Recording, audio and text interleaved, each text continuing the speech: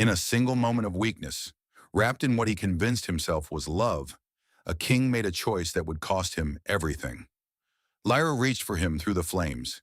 He saw her hand extended towards safety, and he turned away. 3 seconds of cowardice. That moment would strip away his queen, obliterate his kingdom, and burn away the last untainted piece of his soul. While some men lose empires in battles waged across fields and blood-stained plains, Alpha Kale lost his in a choice made in a corridor filled with smoke. And the cruelest irony was that he made this choice willingly, with full knowledge of what it would take from him. This is a story about what happens after catastrophe. It's about a woman who was left to burn, who broke herself down to ash, and who rebuilt herself into something that neither her enemies nor her king could ever touch again. The siege. The fire started in the eastern watchtower at the third bell of night. Before the first guard screamed out into the darkness, the flames had already devoured 2 levels of the barracks below. It moved through the stone corridors like something alive, something hungry, something that had been waiting years for this moment to feed. Black smoke poured through the hallways in long, writhing tongues. The war drum sounded 3 sharp beats, then 2 long ones. The signal meant one thing. The palace was under assault from multiple positions simultaneously. This was no accident. This was a coordinated siege. Alpha Kale stood in the war room studying trade routes when the drums began. For exactly 4 heartbeats, he didn't move. His eyes remained fixed on the map spread beneath his hands. His jaw worked slowly, grinding on something bitter and hard to swallow. Then he straightened, and something older than civilization rose behind his eyes. Something with teeth. General Harwick, a broad wolf with a scar bisecting his left eyebrow, was already moving toward the door. "The eastern wall is breached," Harwick reported. "We've got at least 40 wolves in black armor inside the outer ring.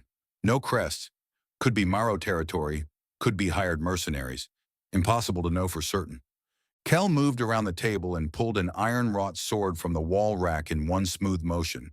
The hilt was worn from years of his grip, darkened and shaped perfectly to his palm. The blade felt like an extension of his own body, the same way lying to himself had become second nature. "Wake every warrior in the second barracks," he commanded. "Seal the armory before you seal anything else. Get the 3rd Regiment to cut them off at the inner gate. I don't want a single one of those wolves reaching the throne hall." He paused. His chest tightened in a way he told himself was purely tactical. "Where is the Luna?" Harwick's eyes shifted. Just 1/2 second of hesitation that most men wouldn't have noticed. Cal noticed. "She was in the throne hall cataloging the evening inventory," Harwick said carefully. "Last confirmed position." Cal nodded and told himself the twist in his chest was nothing more than strategic concern. The Luna's death would complicate matters with the Eastern Territories. That was the only reason his chest was tight. He turned left toward the private wing. He should have gone right. The choice. Seraphine was waiting in her chambers when he arrived, dressed in a dark traveling cloak with a leather satchel already slung over her shoulder. Her silver blonde hair fell loose and wild around her face. She was afraid. He could smell the sharp metallic edge beneath her usual scent of cedar wood and cold mountain air. But underneath the fear was something else, something that didn't quite align. She had already packed. "Kyle," she said, crossing the room to grip his arm with both hands. "Thank the old blood you came. I heard the drums. I didn't know if—" "You're already packed," he interrupted. Her hands tightened. "I'm a survivor. I prepare." He should have pressed, should have pulled at that loose thread until the whole tapestry unraveled. But she was right there in front of him, warm and real and present.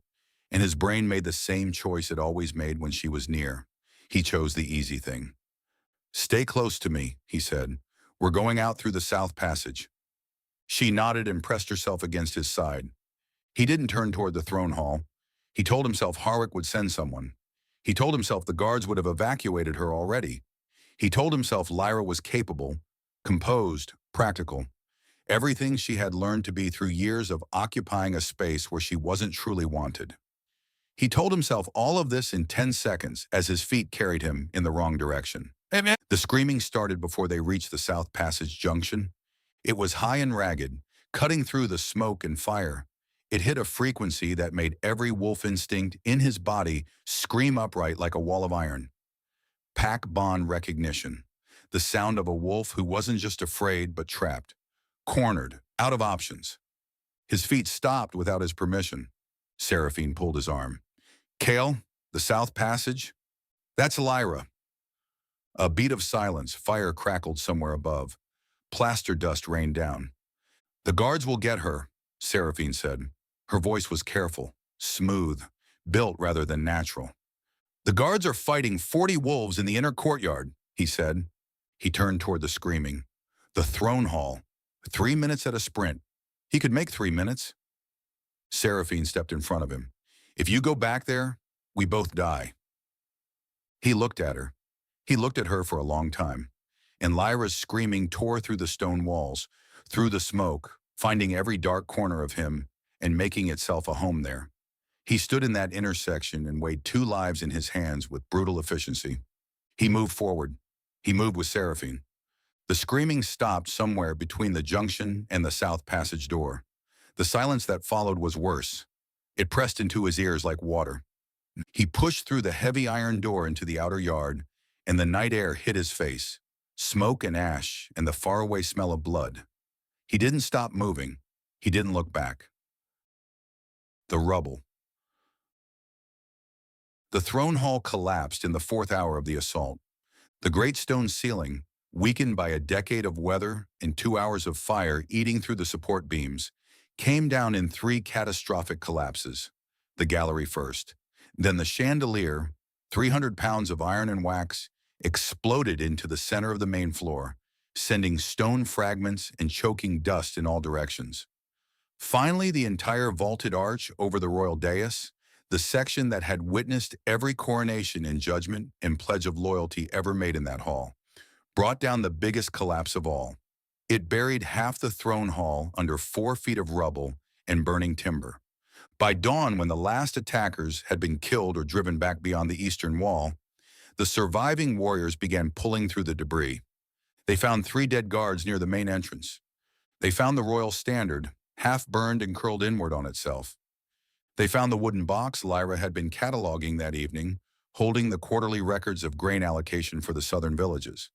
The documents inside were somehow mostly intact, protected by the curve of the collapsed stone above them.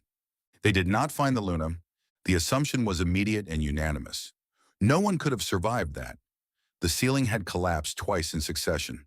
Without significant combat training and intimate knowledge of the hall structure, no one made it out. Lyra was known as quiet, careful, the Luna who organized winter relief shipments herself and remembered every child's name in the lower village. Not the kind of person to survive catastrophe.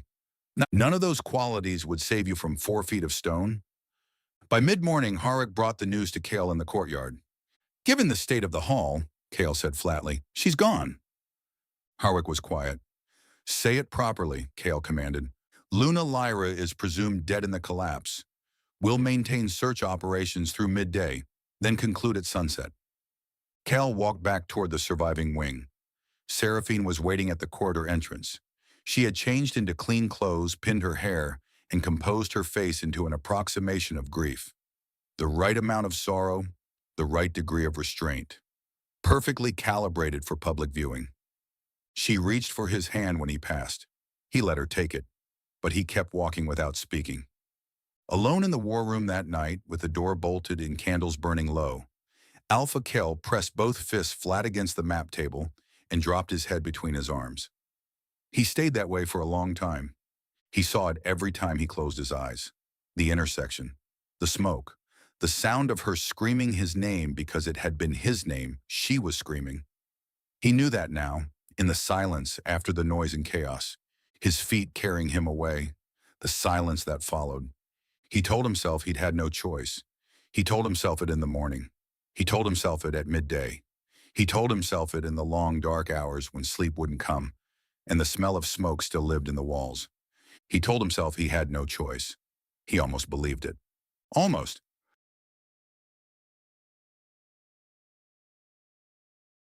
Rising from ash. Lyra had been cataloging grain records for 40 minutes when the drum started. She set down her marker carefully, capped the inkwell, and stood. Over 5 years of living in a palace where she was tolerated rather than wanted, she had developed specific habits. She moved quietly. She finished tasks before reacting. She did not rush to conclusions. She went to the throne hall doors and opened one just enough to look out. The smoke hit her immediately. Not the faint hearth fire's smoke, but something chemical and dense. Pitch and treated timber and decades of absorbed heat releasing all at once. She could hear fighting in the distance, wolves running through corridors. She stepped back and looked at her options. The east corridor led toward the fighting. The west corridor led toward the private wing. The ceiling cracked again, and a stream of burning material fell in a thin ribbon of orange and black. She crossed to the west corridor door and found it blocked by a burning crossbeam. The heat was absolute. She stepped back and pulled the door shut. She stood in the throne hall and made a complete assessment the way she had always made assessments, without panic, without wasted motion, with the particular economy of thought that came from years of solving problems no one else considered important enough to solve. She moved the grain records box to the far corner of the hall, tucking it into the curve of the wall where the stone column created a protected angle. She didn't know why she did it. There was no rational reason to save papers in a collapsing building. But those records represented 3 months of work and 200 families who depended on that information. She heard his voice in the corridor. Not his command voice, but his private voice. Lower, tighter, the one he used when he thought no one was listening. She had spent 5 years learning the vocabulary of his presence. Which footstep pattern meant he was troubled. Which silence meant he was angry. Which particular way he held his shoulders meant he was carrying something he didn't know how to put down. She had learned all of it without being invited. "Kale!" The sound tore out of her before she made the choice to release it. She heard movement in the corridor beyond the east door. Footsteps stopping. She moved to the east door and hit it with her palm. "Kyle, the west corridor is blocked. The throne hall ceiling is..." The first collapse hit. The gallery above the east wall came down in a single enormous impact that shook the floor and knocked her sideways into the doorframe. Stone dust erupted from every crack. The chandelier swung violently on its chains. She got her arm up to cover her face and waited for the shaking to stop. When it did, she got to her feet. "Kale!" she cried out, desperate in a way she hadn't let herself be in years. In the way that only happens when the body understands something the mind hasn't caught up to yet. She hit the door hard with her shoulder. It gave partially. The frame had warped in the collapse. Through the gap, she could see dim orange light and heavy smoke. 2 shapes in the corridor. She could see him. He was looking at her, 10 feet away through the smoke. She could see his face clearly enough to see the expression on it. The split-second calculation. The moment where the math happened behind his eyes and the answer came out wrong, and he knew it was wrong, and he made the choice anyway. She put both hands against the door and shoved. "Kyle!" He turned away. The blonde-haired shape beside him moved fast. Both shapes were gone around the corner. The corridor was empty. The smoke filled it in long, rolling waves. The door wouldn't open any further. She understood with complete and total clarity exactly what had happened. No rage. Not then. Rage was a luxury. She turned away from the door and looked at the throne hall and ran a final assessment. The far left corner, stone support column, solid foundation. The grain records box creating a low barrier. The angle would deflect some of the debris if the collapse came from the primary arch over the dais. She crossed the hall at a run, got down behind the column, pressed herself into the corner with her arms over her head. She had time to think one full thought before the ceiling came down. It wasn't about him. It wasn't about rage or grief or the devastating arithmetic of being left. It was clear and cold, and it settled into her like an anchor finding bedrock. If I live through this, I will never beg for anything again. The second collapse hit. The stranger. Darkness, complete and total. It had weight. She became aware of it slowly, in stages. First, the sensation of pressure, then the separation of that pressure into distinct sources, then the slow, painful inventory of each injury. Left arm, pinned but not broken. Right side, 3 cracked ribs at minimum. Head, she had been cut above her left ear, and the blood had dried, which meant significant time had passed. The assault was likely over. No one was looking for survivors in the throne hall because no one expected survivors. She worked. She moved stone fragment by fragment. She didn't think about him. She thought about structural load distribution. She thought about the fact that somewhere above her was air, and she would either reach it or she wouldn't. Her nails broke on the stone. Her ribs screamed every time she shifted a larger fragment. Twice she had to stop and press her forehead against the cold floor and breathe through the pain until it flattened into something manageable. She did not call for help. There was no point. The air changed before she broke through. A subtle shift in the direction of the particulate drift. A degree of cooling that didn't make sense unless there was circulation above her. She altered the angle of her work. She found the gap 40 minutes later, a fist-sized opening between two large debris fragments where gray pre-dawn light came through. She worked the gap larger.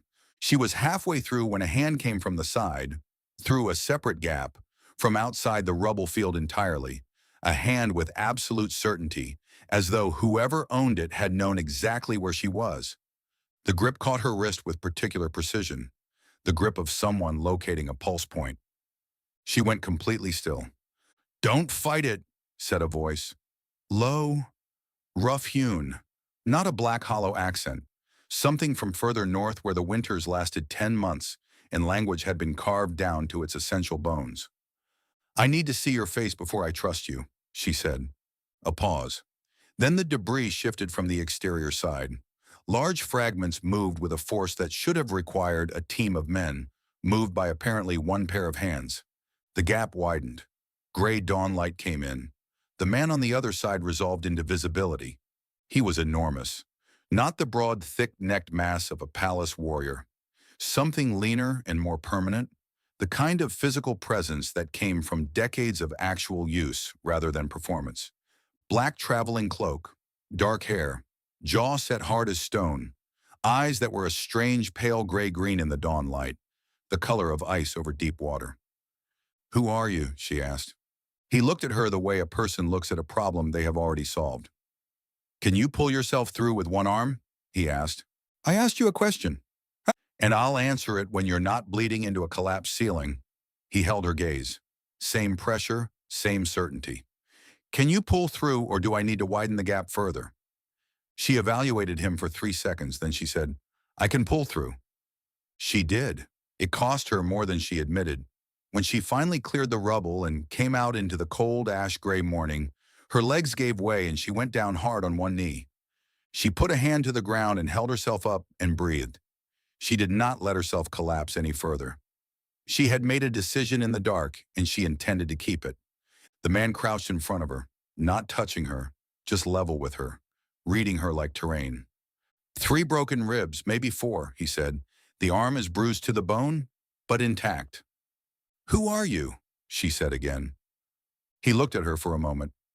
"Ronan," he said. Then after a deliberate pause, "They call me the Dark Alpha, in the territory south of the Ashvin line. I assume that means nothing to you." It meant something. The name had come through intelligence networks. A wolf who commanded the northern Forbidden Lands. Someone who had never acknowledged a territorial summit or bent knee to any ruling alpha. Someone said to move through fire and violence the way other men moved through markets. "You came here for a reason," she said. "Yes. Tell me the reason." He held her gaze for another long moment. Behind her, the ruins of the throne hall sat in the early light, smoke curling from the deepest debris. "I came to deliver a warning to your king," Ronan said. 3 weeks ago, word reached the northern territories that a specific attack was being planned for this night. I arrived 6 hours ago. I was denied entrance at the gate." She absorbed that. She held it flat in her hands and her mind and looked at it from every angle. The warning had come.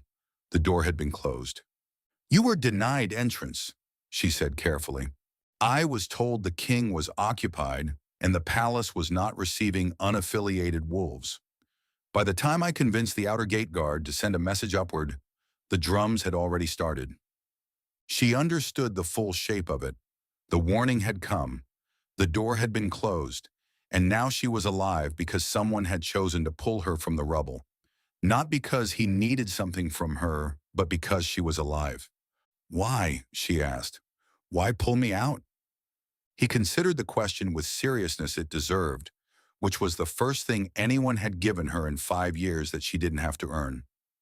Because you were alive, he said, and you had survived something that should have killed you twice over.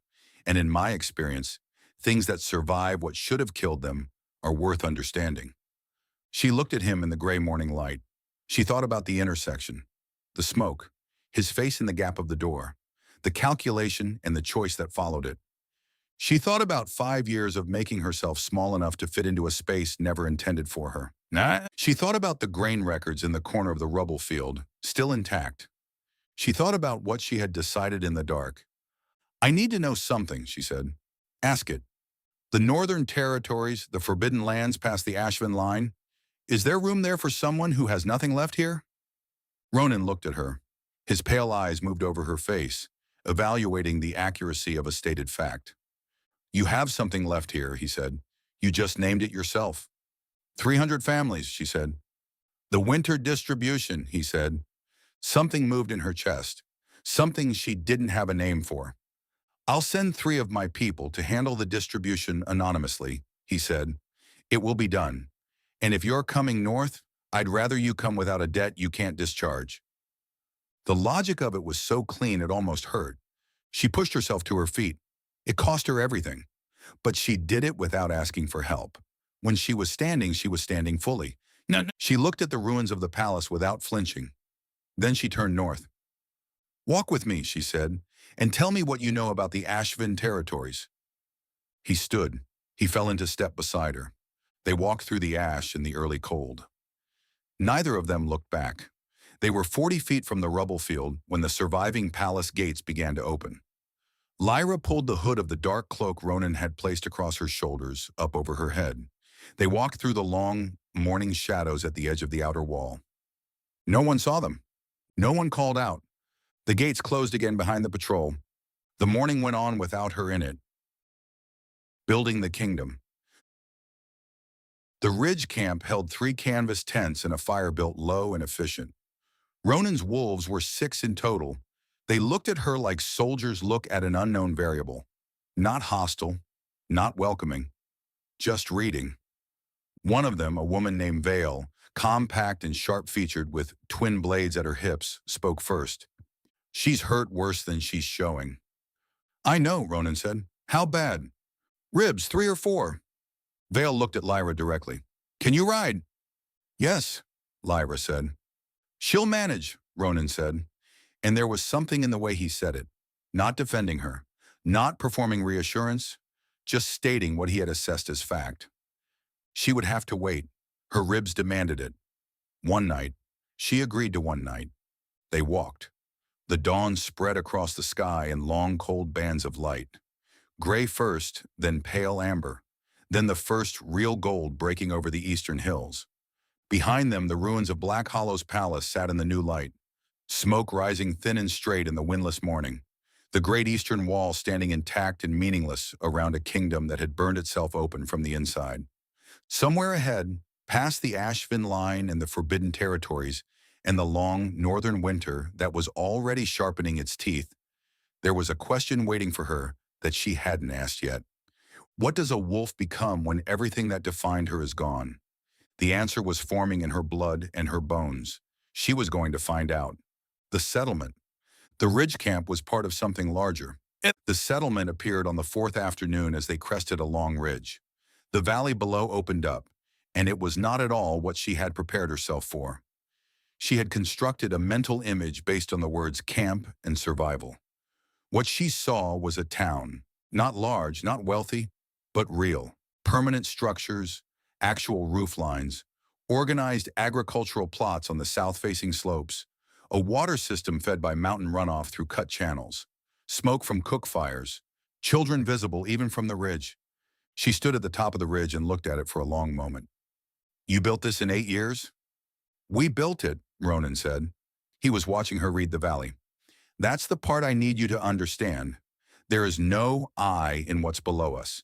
Every structure, every system. That was 460 people solving problems together. My contribution was holding the space long enough for them to do it. She looked at him. That's not nothing. No, but it's also not sufficient. They need what comes next, and I am not the one who knows how to build it. She looked back at the valley. 460 people, 63 children, 3 years of self-sufficiency that would need to become 5, 10, 20. Something was happening in her chest. Not grief, not cold aftermath of betrayal, but something harder and cleaner and directional. And the same feeling she'd had in the dark under the rubble when she'd calculated the angle of the debris and started moving stone. I'll need full access to every supply record you have, she said. The summit. 18 months later, a scout came back from the southern ridge with word that a Black Hollow border patrol had spotted the convoy on the old Ashvin track. Lyra was standing in the administrative center reviewing spring planting projections when she heard. The population had grown to 900. The settlement had moved from survival to stability. The projections showed surplus for the first time, and she understood immediately what the border patrol sighting meant. Kyle knew. 4 days later, a messenger arrived with an unofficial letter. The king was proposing an alliance, generous terms, thoughtfully structured around what he knew she needed. But the messenger's arrival triggered something else. 3 more wolves arrived from Moro territory with an official diplomatic offer. Affiliation, protection, trade access. But there was a condition on the 3rd page. Commitment to Moro's alliance network, which did not include Black Hollow. Someone had told Moro territory about the settlement. Someone had done it before the king's letter even arrived. Seraphine. The woman who had appeared at Kyle's side with the smooth inevitability of something that had always been planning to happen. The woman who was patient in the specific way of someone who had learned to work through other people rather than directly. And then, 9 days after the king's letter, the final move came. Seraphine filed territorial reclamation claims on 47 of the settlement's residents. Legal claims under PAC law, filed with 4 southern territories simultaneously. If the claims held, 47 wolves had a legal obligation to return to their home territories. It was brilliant and brutal and perfectly calculated. Unless the settlement achieved formal sovereign recognition before the filings were processed. Lyra looked at Ronan. She's not trying to absorb the settlement. She's trying to make sure no one else has it. What do you want to do? He asked. She knew what had to come next. The one play that couldn't be countered. We call the summit, she said. The hall. The conclave hall was full when the doors opened. 16 territorial lords, 8 allied alphas, 4 neutral observers, every important wolf in the southern territories. Lyra walked in first. The black armor had been crafted in the settlement by a master armorer. It fit perfectly, black treated iron with shadow gray inlays. The crown on her head was real worked iron and black stone, built by the same hands that had built the armor, made to be worn by someone who intended to work in it. She walked the length of the conclave hall at a pace that said she had never been in a hurry in her life. Ronan walked half a step behind her left shoulder. She reached the head of the table. She did not sit. She stood and looked down its length at every person in that hall, and she let the silence run for exactly as long as it needed to run. Then she looked at the far end of the table. Kyle was there. She had prepared for the visual of him. She had prepared for everything except the raw, undisguised impact of seeing him for the first time in 2 years and 9 months, across a room full of witnesses and understanding that he was looking at her the way a man looks at the direct consequence of the worst decision he ever made, when that consequence has grown beyond anything his imagination offered him. She held his gaze for 2 seconds, level, unreadable. Then she looked away with the same qualities she used to set down a closed document case with finality. The Shadow Realm calls this summit to formally establish sovereign recognition, she said. We present documentation of territorial boundaries, population census, and 3 years of economic self-sufficiency. We request standard sovereign status under the existing territorial compact. She paused. We also have business with this council regarding a pattern of interference directed against our territory by at least one party currently seated at this table. The room shifted. Eyes moved in different configurations of suspicion and calculation. The recognition review will take several hours, she said. We'll address the interference matter after the vote. The review took 4 hours. 4 hours of legal advocates examining documentation. 4 hours of territorial lords asking procedural questions. And in the fourth hour, when the recognition review was approaching its close, Kyle spoke. I want to speak to the interference claim before the vote, he said. The room went to a different kind of quiet. The unofficial communication I sent to the Shadow Realm 12 days ago was intercepted, he said. His voice carried to the whole room, and he didn't lower it. I sent it through a private channel. Someone in my court accessed that channel and used the information to approach Morrow territory before my envoy had received a response. He looked at Drev. The purpose was to compromise a potential alliance before it could form. That's a serious accusation, Drev said. I have the messenger's account, Kyle said. I have the timeline. I have Morrow territory's own legal advocate's handwriting confirming that the initial approach came from Black Hollow Court, with information that could only have been sourced from my private correspondence. He paused. And I know who in my court has been operating independently of my authority. The hall was completely still. Seraphine, he said. The name landed in the hall and stayed there. The doors at the hall's southern end opened.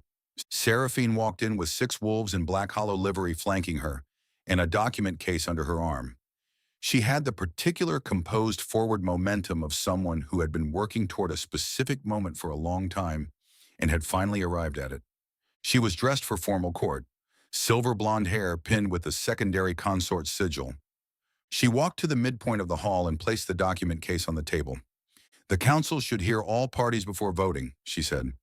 Kyle said her name. Low. Warning. Seraphine opened the document case without looking at him. I have here territorial reclamation filings for 47 individuals currently residing in the northern settlement, she said, filed with 4 southern territories this morning through independent legal channels. She looked at Lyra for the first time. The look was the specific look of someone who has been holding a weapon for a long time and has finally decided to use it openly. The filings are legally valid under existing pack law. They predate this summit and are not subject to any recognition vote that occurs here today. Lyra kept her hands flat on the table, kept her face absolutely level. She thought at the speed that genuine crisis required. Not panicked, not frozen, but the accelerated clarity that happened when a situation removed every option except the ones that required everything you had. She looked at Caston, the oldest territorial lord. I move for an immediate sovereignty recognition vote, she said, before this council processes any filing or any further statement. Call it, she commanded. The room adjusted. Caston looked around the table. He looked at the documentation in front of him. All in favor of immediate sovereignty recognition for the Shadow Realm based on documentation presented and reviewed, he said. The count went fast. 15-1. The Shadow Realm was recognized. The filings were invalid. And in the moment Seraphine realized her move had failed, she pulled a blade from the document case. Resolution. The blade was meant for Lyra's throat, but Ronan was already moving, and from the opposite end of the table, Kyle was moving too. Both of them converging on the same point at the same speed for the same reason. The blade caught Kyle across the upper chest instead. He went down to one knee. She caught him. She did not decide to catch him. Her hands moved before she made the choice, and he was heavy against her, and his blood was immediately warm and real through the fabric of her sleeve. Around them, the battle was ending. Vale's controlled efficiency moving through Seraphine's wolves. Ronan's voice giving orders that cut through the noise and organized it. She kept her hand on Kyle's wound. Pressure. Practical. He looked up at her. His eyes were clear. Shockingly, specifically clear. I left you in that fire, he said. I saw your hand. I made the choice and I walked away, and I have not had a single clean hour since. She kept her eyes on his face.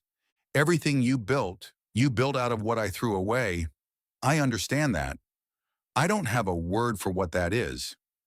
She looked at him and let herself feel, for exactly the length of this moment, the full weight of what had been and what had been lost and what had been built in place of the loss.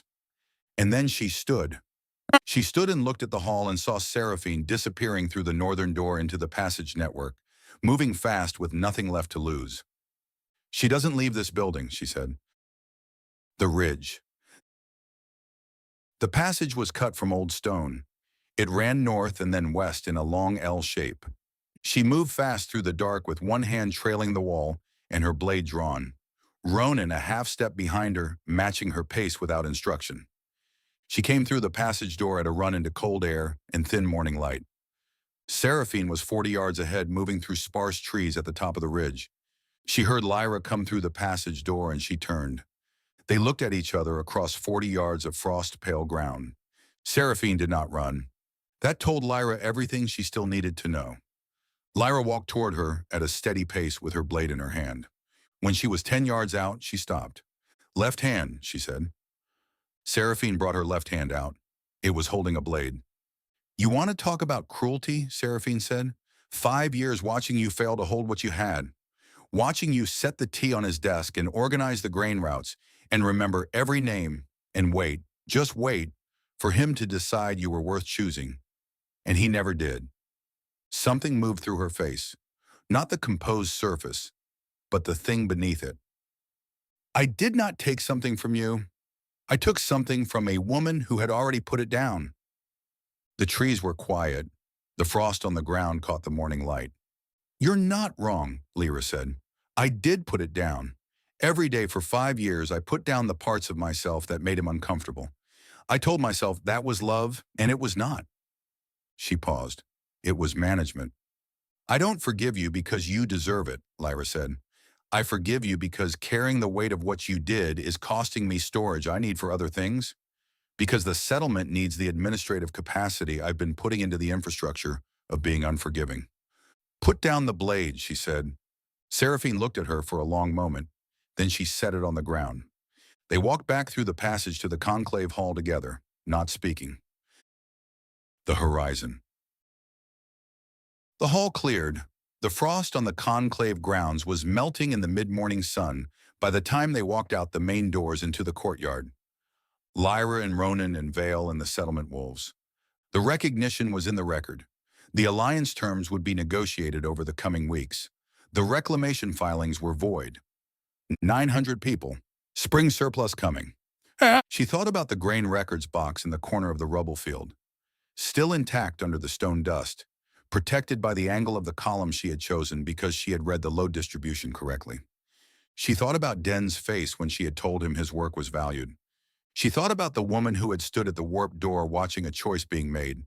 She had spent a long time thinking that the worst thing was being left. It was not the worst thing. The worst thing would have been staying. Staying in a life that required her to be a diminished version of herself indefinitely. The fire had been catastrophic, and the fire had been the making of her, and those two things were not in contradiction. There were things she had lost that she would not recover. The 5 years. The particular kind of trust that lives in a person before it is broken for the first time. The version of herself that had believed being good at loving someone was sufficient to be loved well in return. Those things were gone. But she had learned in the 2 years and 9 months since she walked out of the rubble that loss was not the opposite of growth.